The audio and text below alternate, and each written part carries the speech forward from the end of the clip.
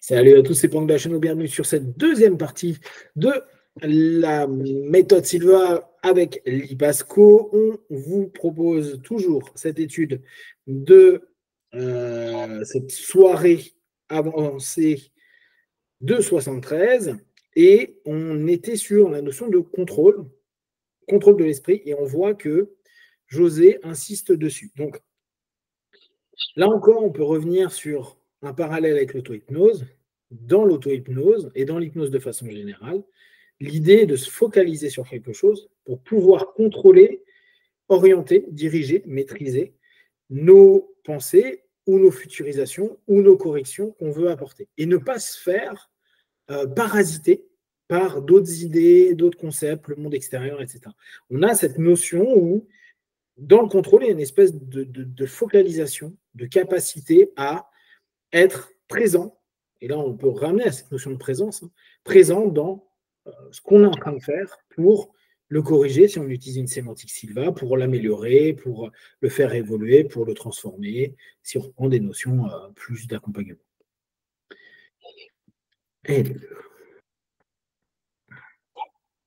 Nous pouvons déconditionner l'esprit de fonctionner comme il a été habitué ou conditionner à fonctionner. Et à nouveau, reconditionner tout fonctionnement de l'esprit, séparément et indépendamment de l'intelligence biologique, de l'intelligence corporelle, du type de réponse biologique primitive du propre corps, de chacun, qui fonctionne automatiquement. Donc, il revient sur une notion, là c'est juste une partie que j'ai pris, mais en gros, il revient sur une notion à dire, il est toujours plus simple de pouvoir programmer correctement les choses. Donc, en gros, quand vous avez un OS sur votre ordinateur, il est toujours plus simple de le garder. Donc, le programme de base, en général, on aimerait qu'il marche bien. Le problème, c'est que si c'est Microsoft, il risque de bugger souvent. Donc, la plupart du temps, on dit, si c'est toi qui fais le programme initial, ça devrait bien faire. C'est la fameuse notion de la page blanche que je trouve les anglo-saxons utilisent beaucoup. Et il y a un état d'esprit en page blanche. Vous allez à un nouveau séminaire, laissez de côté ce que vous connaissez, ayez un esprit en mode page blanche et laissez-vous investir un petit peu par tout ce qui est en train de se passer à un moment T. Nous, on l'a moins en France. Je ne crois pas qu'on l'ait, cette analogie à la page blanche. Nous, on n'est pas page blanche du tout. Nous, on est l'histoire de la France. Donc, on n'a pas trop cette idée de j'oublie tout et je zappe. Et je trouve que dans cette notion, effectivement, la première fois qu'on entend parler de la méthode Silva, admettons que ce soit Ali ou un instructeur ou une directrice qui vous en parle. En général, c'est des personnes qui connaissent, donc ils vont vous donner le maximum d'infos pour que vous puissiez vous dire j'aime bien ou je sais pas, mais là on va partir du fait que vous aimez bien et vous dites j'aime bien ce qui est dit, j'aime bien ce qui est partagé, j'ai fait même la première matinée, je trouve ça génial, etc. Il y a une différence entre ça et par exemple lire un groupe ou un forum ou aller sur un Mindvalley et voir des vidéos. Ça ne va pas être la même chose. L'impact, ce qui va être perçu, reçu, va transformer complètement votre façon d'aborder la discipline. Vous pouvez ne pas aimer du tout parce que, par exemple, il y a quelqu'un un peu comme moi qui n'a pas l'air sympa, qui vous parle de la méthode Silva, on dit lui je l'aime pas. Il y a Ali qui vous parle et là vous dites je veux faire la méthode Silva. Donc cette notion elle est importante. La manière dont on va être impacté la première fois sur un sujet, sur un thème, ça peut complètement modifier notre façon de voir. Lille le disait très bien avec l'hypnose. Les Silva, quand tu leur parlais d'hypnose, ils n'étaient pas chauds bouillants. Jusqu'à un moment où il y a quelqu'un de confiance, Burt, qui dit à Lille, non, mais tu vas voir, c'est cool, tu connais. Et là, ça change le paradigme. Mais vous voyez à quel point on est déjà, on peut facilement être programmé par des choses qui sont parfois un peu absurdes. Après, ça se comprend, mais on commence sur un mauvais pied et du coup, on est biaisé dans notre vision des choses. Donc, le plus important au départ, ça serait à chaque fois d'avoir des personnes qui sont en page blanche. Mais ce n'est pas souvent le cas. Et je pense que Lee va pouvoir le confirmer, mais combien de personnes viennent chez Lee? Et moi, le premier, première fois, je vous l'avais déjà dit, mais la première fois qu'on me parle de la méthode Silva, ma pote, elle m'appelle, elle me dit bon, alors, on a fait ça, ça, ça. Je dis, mais attends, ça c'est de la PNL, mais ça c'est de l'hypnose, mais ça c'est. Mais c'est quoi ce truc où vous voyez 15 millions de. Etc. Oui, il va toujours dire, ah, mais c'est comme ça. Oui. Tu sais, tu te dis, bah oui, parce que tu es en train de catégoriser. Tu dis, ah ouais, d'accord, bah ouais, tu fais plein de choses dedans. Et donc, d'entrée, j'étais pas page blanche. Je pouvais pas quoi, la page blanche que j'avais est devenue, ah oui, ok, c'est des systèmes que je connais. Parce qu'en plus, automatiquement, vu qu'on n'est pas page blanche, on tente toujours de retrouver ce qu'on connaît. Mais est-ce que tu as déjà eu des gens, hormis les enfants, parce que les enfants, c'est un peu différent, mais qui arrivent vraiment à être, genre qui arrive, qui dit oui, je suis là, je suis ma copine ou mon copain ou mon ami ou je sais pas quoi, je connais pas, je viens, je n'ai pas lu. Je suis comme ça en mode, je sais même pas de quoi vous parlez, je viens. Tu l'as déjà eu ça ou pas? Oui. Ouais. Et quelquefois, c'est vraiment manque d'intérêt, mais quelquefois, mais qui sait? Je vais écouter, je vais voir de quoi il s'agit. Et souvent, ils ont de très bonnes surprises. Mais en parlant de cette page blanche, en fait, évidemment, c'est impossible d'être complètement page blanche. On a toujours nos bases d'éducation, de famille, etc. Mais c'est vrai qu'on peut décider de ne pas rester avec ça pour toujours comparer ou trouver des connexions, etc. Et c'était ça justement qui m'a presque empêché de faire la méthode Silva. Quand moi je l'ai fait pour la première fois, franchement, je n'aurais jamais fait si Michael ne m'avait pas offerte. Il a payé le cours pour moi. Et je me rappelle toujours, je n'étais pas du tout page blanche. J'étais là, tout ce qu'il disait, je dis, oh, mais j'ai déjà entendu de ça. Oh, je connais déjà tout ça. Et si c'était uniquement les idées, j'aurais parti en disant, oui, c'était intéressant, mais il n'y avait rien de nouveau. Je connaissais déjà tout ça. Tu sais ce qui est la grande différence? C'était pas les idées, c'était le fait qu'ils nous ont donné des techniques pour les appliquer. Et j'ai dit quand même à essayer les techniques. Oh, tiens, quelque chose s'est passé. Et c'était en pratiquant les techniques, mais vraiment, dans le monde objectif que j'ai vu, il y avait des résultats. Et là, ça m'a changé, parce que sinon, c'était, oh, c'est rien de spécial, c'est pas.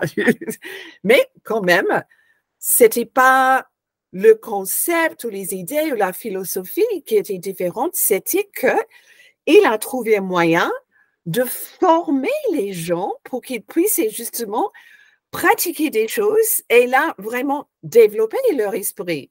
Mais en pratiquant, pas en apprenant des nouvelles idées, des nouvelles philosophies, etc. Et j'étais vraiment très surprise parce que ça, c'était la grande différence. Parce qu'avant, toutes ces choses que j'avais apprises, c'était resté par là. Hein? Ça n'influençait pas ma vie quotidienne. Mais Sylvain, si. Et presque tout de suite après, ça a commencé à avoir des résultats dans ma vie quotidienne. C'est là où tu te dis, et je pense que tu as raison, c'est un effort à porter. L'état d'esprit page blanche, c'est un vrai état d'esprit à se dire, OK, je vais minimiser mes comparaisons à des choses que je connais. Mais c'est tellement difficile à faire. Tu vois, moi, j'adore faire encore plein de formations en hypnose et tout, mais il y a des moments où tu dis, ah, mais ça, j'ai déjà vu. Ah, puis tu es obligé de te dire, t'arrêtes un peu des trucs, regarde comment lui, il le fait, regarde quelle est son idée de base, et tu verras a posteriori. Mais au départ, arrête. Oui, bien sûr que ça fait suffisamment d'années que je bookine, que je vais à des séminaires pour que j'ai vu quand même une très, très, très grosse partie de ce qu'est l'hypnose. Donc, c'est sûr que je ne vais pas forcément être étonné. Mais se dire, oublie un peu tout ça et vois comment lui, il offre sa session, sa formation, bah, c'est au départ difficile, puis après tu joues le jeu. Tu dis, allez, plonge-toi dedans, tu fais comme si je ne connaissais pas. Pose des questions de quelqu'un qui est en train de s'interroger. Alors parfois, ça sera un peu plus technique parce qu'on a quand même des connaissances qui sont acquises, mais cette notion-là, c'est une vraie démarche à mettre en place et c'est une démarche qu'on ne nous apprend pas forcément. Parce qu'au contraire, nous, tu vois, dans notre postulat d'apprentissage, on veut au contraire comme si ça se conglomère, que toutes tes pensées et tes connaissances puissent nourrir pour que tu apprennes de nouvelles choses. Donc tu prends en gros cette espèce de mais j'ai déjà appris ça, ça, ça, donc je peux comprendre ça.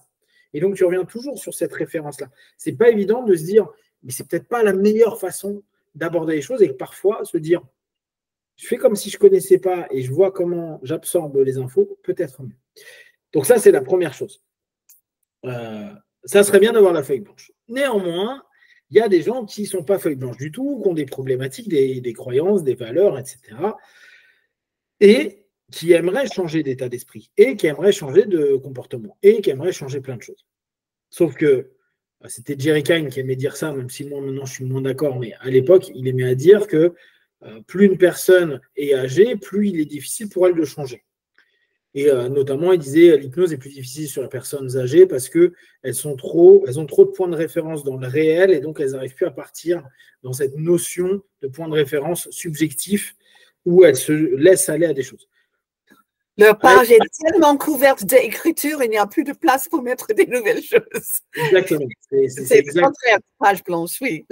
Ouais, c'est le contraire de page blanche. Mais tu vois, moi, je trouve qu'au contraire, tu rajoutes, tu satures et confusionnes un petit peu. Et je trouve que c'est des personnes qui partent super vite parce que justement, ils ne savent plus trop, tu vois. Et où est-ce que je mets ça? Je range ça où? Là, tu lui amènes plein de choses et d'un coup, il y a saturation. Et je trouve que c'est des personnes qui partent vite en transe. Mais Kine avait une autre idée. Par contre, ce qui est intéressant, c'est de se dire, OK, donc il y a des personnes qui ont déjà multiples programmes, qui aimeraient potentiellement se déprogrammer. Et est-ce que c'est possible? C'est vraiment une question qu'on peut toujours se poser. On l'a vu avec Jerry CV. Ouais, bah moi je suis héroïnomane. Est-ce que je vais pouvoir stopper la drogue et changer complètement un pattern qui est quand même pas un pattern simple du tout? Là, on a une addiction physio, il n'y avait pas d'argent, c'est une vraie galère.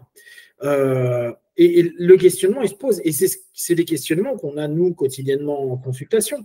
Est-ce qu'avec l'hypnose, est-ce qu'avec un accompagnement, je pourrais changer ça? Là encore, c'est comme précédemment, on ne peut pas dire que oui, si, bien sûr, n'ayez crainte, tout va changer. On est obligé de rester dans le concret, dans le réel, dans les retours d'expérience, donc dans les points de référence pour dire, effectivement, j'ai vu des changements. J'ai vu des transformations. J'ai vu des gens qui ont déprogrammé des choses pour aller vers autre chose. Moi, je parle pas, le mot changement ne me parle pas trop, mais qui recomposent en fait leur fonctionnement pour que ce soit OK plutôt que quelque chose qui était problématique. Donc, il y a la possibilité de reprogrammer. La méthode Silva est cool là-dessus parce que c'est vraiment un travail personnel, un travail de répétition, un travail sur le temps qui permet de petit à petit modifier. On a le fameux 21 jours pour les habitudes, etc. C'est vraiment intéressant de se dire, oui, ça peut être plus complexe que quelqu'un qui a moins de bagages derrière, mais cette notion-là, elle est à prendre en compte et c'est un état d'esprit aussi auquel on attend. On ne veut pas un excès, on revient sur la vidéo précédente, on n'attend pas tout est possible, il n'y a pas de limite, on attend une justesse, un équilibre à dire il y a des choses qui peuvent être mises en place. Maintenant, pour ça, c'est à moi et moi seul de bouger les fesses. Et ça, c'est un des gros trucs positifs de la méthode, c'est que, à l'inverse de l'hypnose, par exemple, tout se fait tout seul. C'est vous avec vous-même. Donc, vous ne pouvez pas dire, ouais, mais mon thérapeute n'était pas bon, oui, mais machin n'était pas bon, oui, mais non, c'est toi-même. Si tu as la croyance que tu peux changer, si tu étudies les techniques, si tu mets en place, si tu as l'intention, si tu as l'attente positive, il peut se passer quelque chose. Alors, c'est toujours dur parce que les gens, on ne peut pas les garantir. Non. Tu ne peux pas dire, si Jerry a arrêté la drogue, tu arrêteras la drogue. J'en sais rien, en fait. Je peux te dire, oui, il y a Jerry qui l'a fait. C'est cool. Je peux te donner le podcast où il en parle, je peux te donner plein de trucs, tu vois, mais te dire, toi, tu vas le faire. Comment tu deals d'ailleurs avec ça? Parce que toi, j'imagine, tu as dû voir pléthore de personnes qui venaient en se disant, je veux me reprogrammer. Et parfois, avec un truc hyper excessif, à se dire, je veux que ça aille vite, ou je veux que mes problèmes de sommeil disparaissent très vite, je veux ceci, cela. Et puis, au départ, il n'y a peut-être pas l'éclosion de la solution qu'ils veulent, ou en tout cas pas la satisfaction qu'ils peuvent atteindre. Comment tu gères justement ces personnes qui ne sont pas du tout en page blanche, qui veulent se reprogrammer, où on sait que c'est possible, mais on sait que ça peut demander un certain temps et un certain travail. Comment tu les abordes dans la méthode, ou même hors méthode? Chaque fois que je donne une technique, par exemple, donc, il y a la technique pour mieux s'endormir, même pour les insomniaques. Il y a des techniques pour éliminer les maux de tête. Et les gens, souvent, ils disent, mais est-ce que ça marche tout de suite la première fois? Et là, je dis, écoute, normalement, ça va marcher, mais ça dépend du durée de ton problème. Si tu as été insomniaque et tu ne peux pas dormir sans les somnifères depuis 20 ans, tu ne vas pas attendre, tu vas appliquer tout de suite et tu vas dormir en 5 minutes. Mais, et pareil pour toutes les techniques. Si ton problème est vraiment, c'est-à-dire si tu es bien programmé, si ton programme est bien installé, en fait, oui, ça peut vous aider, mais il ne faut pas attendre qu'une seule application et pouf, ça va disparaître. Il faut vraiment avoir l'intention de travailler dessus. Mais quand même, normalement, tu vas voir depuis le départ que ça commence à aller mieux. OK, tu ne vais pas insister que tu continues non-stop si tu as l'impression que jamais ça marche. Normalement, tu as les indices que ça commence à aller mieux. Mais c'est vrai que cette idée de croyance, il y a des gens qui disent « Ah, mais si je vais vraiment programmer, il faut absolument que j'y croie 100%. Quoi, 100% que ça va arriver? Non, quoi que ça peut arriver. Tu viens de le dire toi-même. Il faut croire que ça peut arriver. Tu sais, j'étais assez surprise de voir des démonstrations de EFT avec Gary Craig. Parce que lui, il demande qui veut être volontaire. OK, on va faire une démonstration, etc. Et puis, il dit, tu sais, j'ai aucune idée si ça va marcher. Mais on va quand même essayer et voir quel est le résultat. Et je dis, wow, ça c'est quand même, ça c'est une bouffée d'air fraîche quand même, parce qu'il y a tellement de gens qui disent, mais tu vas voir, ça marche. Aucune idée si ça va marcher. OK, on va voir, on va tester. Ça a déjà marché sur beaucoup de gens, donc qui sait. Et je trouve ça très, très ouverte et en fait, j'étais très surprise, en fait, parce que j'étais déjà habituée d'avoir des gens qui disent « Non, il faut absolument y croire 100%. » Ah, OK. Et voilà. Mais quand même, dans un contexte où on savait qu'il avait déjà fait ça des centaines de fois avec les gens, ça a bien marché. C'est plus ouverte. Ouais, cette notion de toute façon, l'espèce de pression de ça doit arriver, il faut que ça arrive, il faut que ça marche. C'est plutôt des possibilités. Ça se peut, c'est une possibilité, c'est une option. En fait, la notion absolutiste, elle peut être compliquée à certains moments pour ça, parce que ça doit fonctionner. Non, ce qu'on veut, c'est que tu sois le plus dans la confiance que tu puisses ouvrir quelque chose, mais dire que tout fonctionne, non. Qu'il y ait quelque chose qui avance, une nouvelle option, que ça, tu te dises, je fais quelque chose et j'aurai du feedback, et qui ne sera peut-être pas le feedback attendu, hein, peut-être une nouvelle façon de voir les choses, peut-être rebondir sur une autre technique. C'est ce qui, en gros, c'est vraiment cette capacité d'attendre positivement sans être dans ça marche quoi qu'il arrive, et si ça ne marche pas, ça veut dire que le système est pourri. C'est cette nuance, elle est importante. J'ai pleinement confiance dans le fait que je ferai un pas ou un demi-pas, il y aura une avancée. Mais ça ne veut pas dire que j'arriverai à destination. En tout cas, pas tout de suite. C'est la confiance absolue dans ton pas plutôt que dans la destination atteinte. Et ce n'est pas toujours simple parce que quand on est dans des grosses attentes, on trouve ça parfois peu suffisant. On dit ouais, mais super, je suis insomniaque, je dors très peu, je dors 2h30. Ouais, j'ai dormi 2h45, super. Et les gens ne vont pas être contents. Alors tu dis ouais, mais si tu cumules 15 minutes toutes les semaines, d'ici quelques semaines, tu vas pouvoir dormir en nuit à peu près correcte, toi. C'est complexe. Mais gardez bien en tête cette notion-là. Je pense que le mot programme de la méthode, je l'aime bien. Avant, je n'aimais pas trop, avant la méthode Silva, le mot programme, j'entendais beaucoup en PNL. Et je trouve que, vu comment c'est proposé dans la méthode, je trouve qu'il est plutôt sympa. Et on peut garder en tête cette notion. Un programme, déjà, ça met du temps à être codé. Il y a des moments, il faut que ça, quand on crée un programme, on le code. Et le code, c'est un peu long. Après, il y a des programmes qui font bugger d'autres programmes. C'est comme si vous mettiez une application et qu'il y a une autre application qui dit bah non, si cette application est là, moi, ça ne fonctionne pas sur le téléphone. Donc, il y a des moments où il va falloir enlever retirer, mettre en pause. Je ne sais pas comment vous allez faire, mais il y a des moments, il y a même des mises à jour de votre programme qui ne correspondent pas et vous devez changer complètement. Windows est très fort pour ça. Vous étiez en Windows 10, vous êtes obligé de passer en Windows 11, sauf que vous aviez des logiciels qui ne fonctionnaient que sur Windows 10 et qui ne marcheront pas sur Windows 11. Super. Donc, cette notion, c'est pareil pour nous. C'est se dire, il y a des programmes qu'on a qui sont Windows 10 et qui ne vont plus du tout, ou au contraire, des trucs qui allaient très bien et on passe sur un nouveau programme qui est non OK. Il faut trouver un équilibre pour se dire comment je vais faire fonctionner l'un et l'autre avec l'objectif que j'ai. Comment je peux me mettre à jour pour que ça fonctionne correctement.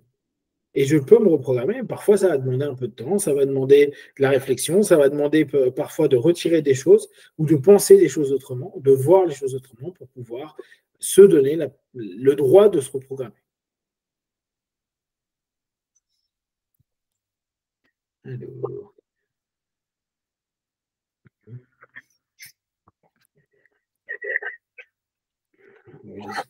Les animaux, ok, ça, j'ai pas trop souligné. Alors, maintenant, je vais vous dire que c'est ce moment que cet accident a eu lieu. Il a mené directement cela. Il allait exploser là-bas, il a mené à cela. Maintenant, c'est de cela qu'il s'agit dans l'hypnoanalyse. Ok. Donc là, c'est un moment où il reparle de l'hypnoanalyse. Un événement traumatique dans le passé, n'est-ce pas? Exactement. Donc, là, il parle de... Alors, ça aussi, c'est aussi intéressant pour les purs hypnos, que José parle d'hypnoanalyse.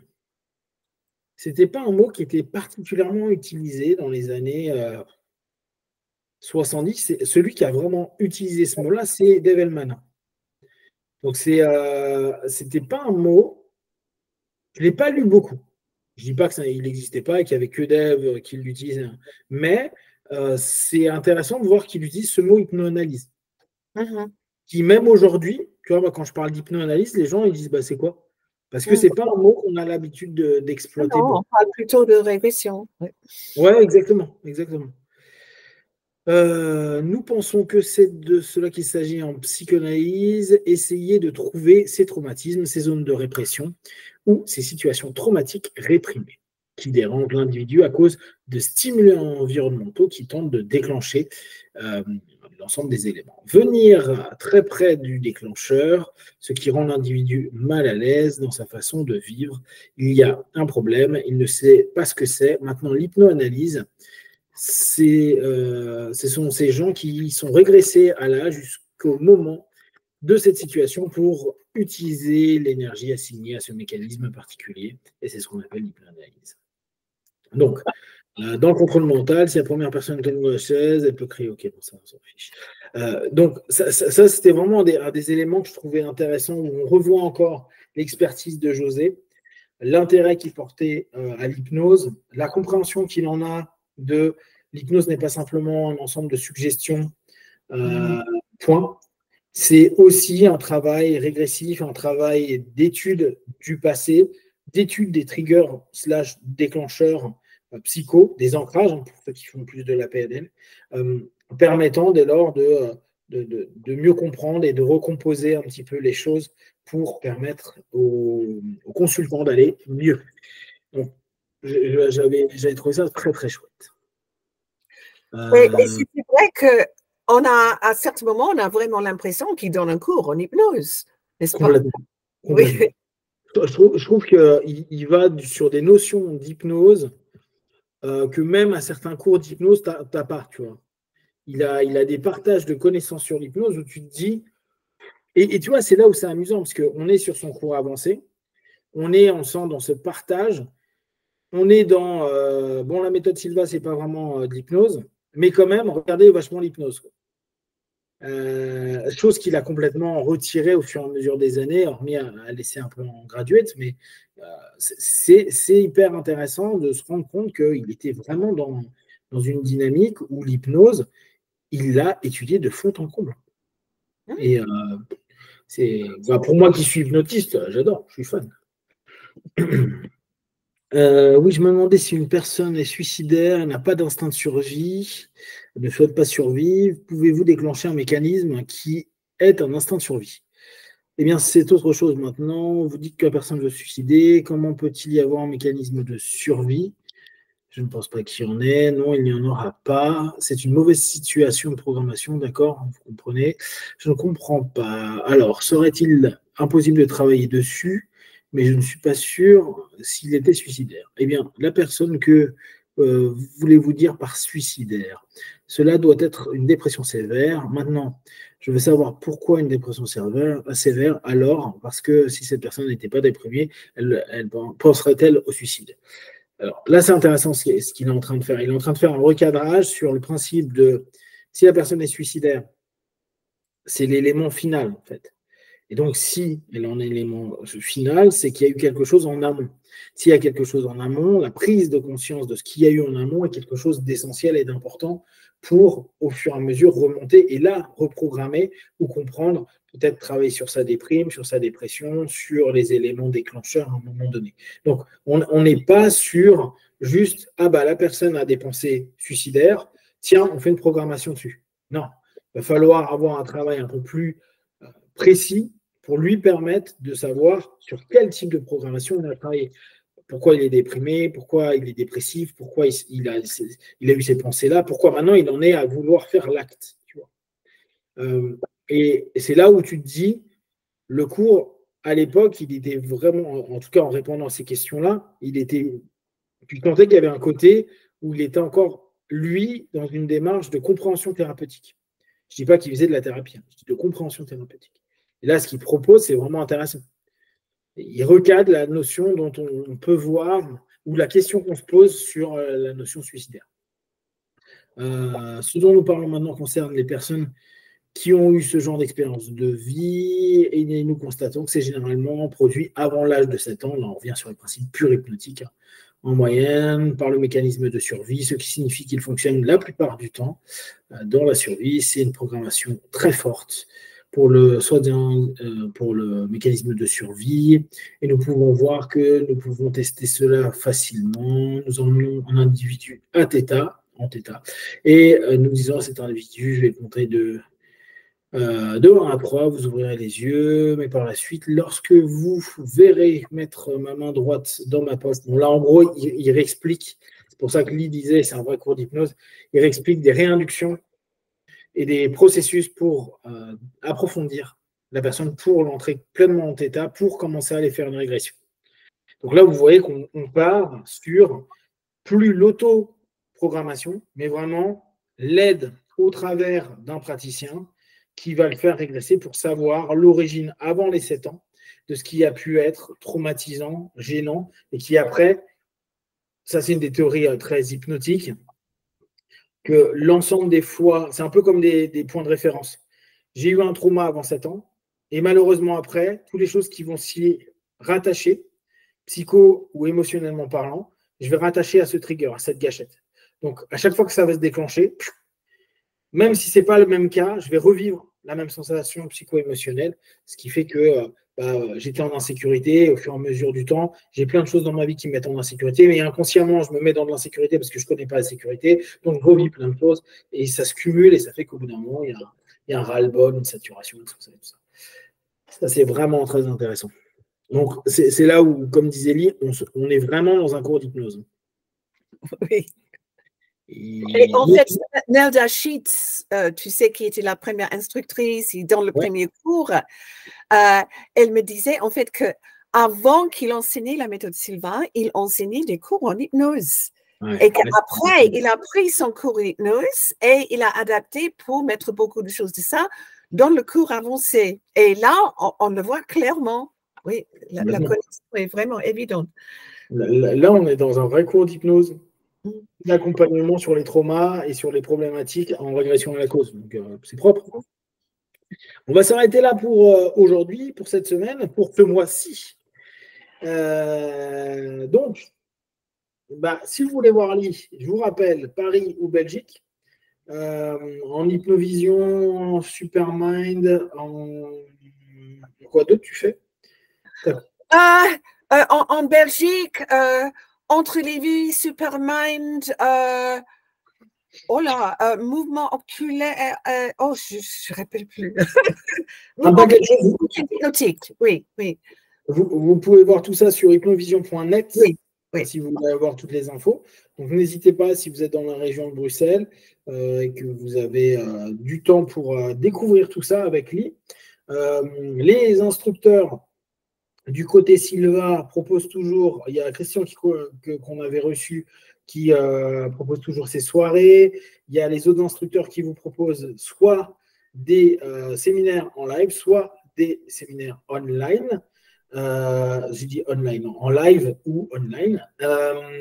Et vous pouvez, bien sûr, comme d'habitude, regarder ce qu'il y a comme proposition de séminaire par les directeurs, les directrices avec les directrices et les instructeurs, instructrices de la méthode sur laméthodesilva.com, laméthodesilva.ch, laméthodesilva.be.